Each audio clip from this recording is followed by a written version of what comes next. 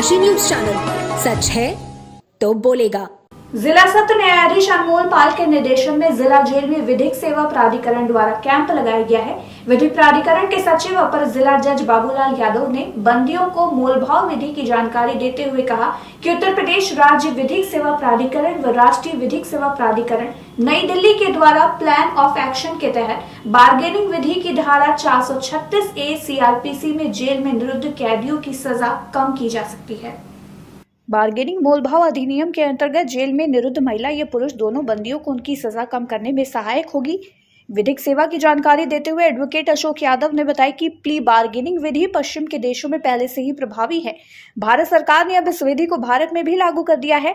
इस विधि के अंतर्गत जेल में बंद महिला या पुरुष मुकदमे की सुनवाई के दौरान अगर वो अपने अपराध को स्वीकार कर लेते हैं, अपनी गलती मानते हुए शपथ पत्र के माध्यम से जनपद सत्र न्यायाधीश को आवेदन कर देते हैं, तो बार्गेनिंग विधि के अंतर्गत उनकी सजा कम की जा सकती है। लेकिन ये विधि उन्हीं बंदियों को लाभ पहुंचाएगा जिन बंदियों की सजा 7 वर्ष तक या उसके अंदर की हो। आज विधिक सेवा प्राधिकरण की तरफ से हमारे आदरणीय जज साहब जो पूर्णकालिक सचिव हैं विधिक सेवा प्राधिकरण के, उनके द्वारा बंदियों को प्री बार्गेनिंग के संबंध में प्रोसेस और क्या प्रक्रिया है उसकी और क्या लाभ इसके बंदियों को उसकी जानकारी दी गई। और ये पहला कार्यक्रम नहीं है, जज साहब के द्वारा नियमित रूप से हमारे यहाँ कार्यक्रम आयोजित किए जाते हैं। हमारे अधिवक्तागण भी जो लीगल काउंसिल है वो परमानेंटली यहाँ विजिट करते रहते हैं। जज साहब भी सप्ताह में एक बार विजिट करते हैं और सब बंदियों से मिलते हैं और उनकी समस्याओं को सुनते हैं। प्री बार्गेनिंग ऐसा जज साहब ने बताया कि प्री बार्गेनिंग में ये है कि आप अगर किसी छोटे केस में हैं और आप जुर्म इकबाल करना चाहते हैं तो आप माननीय न्यायाधीश महोदय से यह अनुरोध कर सकते हैं कि आपको इतने की बदले इतनी सजा दी जाए।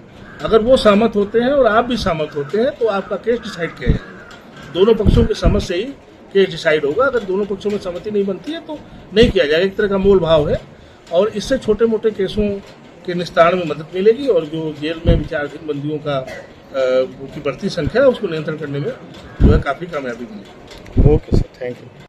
प्ली बार्गेनिंग का कॉन्सेप्ट यहाँ पे कम से कम हमारे प्रदेश में अभी उतना इफेक्टिव ढंग से लागू नहीं है, तो हम लोग प्ली बार्गेनिंग का जो कॉन्सेप्ट CRPC में जो अमेंडमेंट के जरिए लाया गया था जो बंदियों के लाभ के लिए है, तो उसके प्रति लोगों को जागरूक करने के लिए हम लोग यहाँ पर आज इकट्ठे हुए और उससे जानकारी दी।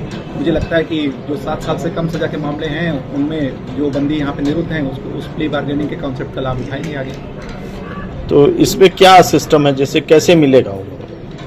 उसमें जो है प्ली बार्गेनिंग जैसा कि नाम ही है एक सौदेबाजी, तो सौदेबाजी में कुछ ऑफर होते हैं मतलब दोनों तरफ से कि आप अगर स्वीकार करें उनको कि अगर 7 साल से कम सजा का मामला है और वो चाहते हैं कि हम पूरे एक्सेप्ट नहीं कर रहे हैं, लेकिन अगर उससे कम के छोटे मामलों से अगर वो छोटा ऑफर किया जाए कि मतलब इतने अगर सजा कम हो जाएगी तो वो अगर अपने को मानते हैं कि हाँ हम दोषी रहे हैं वो स्वीकार करते हैं तो उनका केस खत्म हो जाता है, आसानी से खत्म हो सकता है। पूर्वांचल की खबरों से जुड़े रहने के लिए आज ही सब्सक्राइब करें हमारा YouTube चैनल डनकाशी और हाँ, लेटेस्ट अपडेट्स के लिए बेल आइकन को प्रेस करना ना भूलें।